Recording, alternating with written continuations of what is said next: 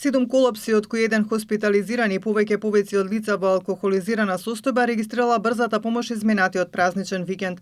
Во однос на храната, граѓаните биле досега дисциплинирани, но лекарите очекуваат овие 2 дена да има и такви проблеми.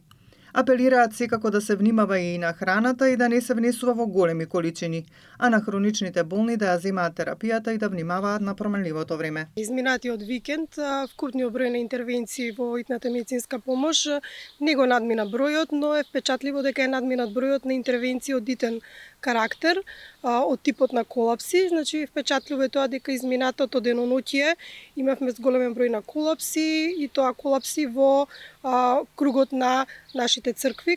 Поради варијациите на температурата и климата се апелира да се внимава на крвниот притисок, иако е потребно да се побара помош. Имаме граѓани кои што се жалат на доста главоболки, значи вратоглавица исто така доста нагласена и варијации во крвниот притисок, значи хроничните пациенти исто имаат потешкоти и периодов.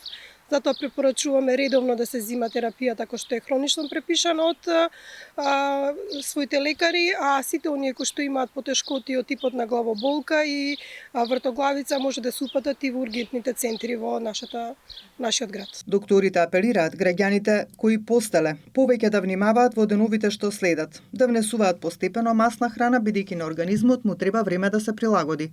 Постепено внесување на намирниците е неопходно според лекарите за да не дојде до проблеми од типот на труење со храна, воспаление на жолчка како и други потешкоти.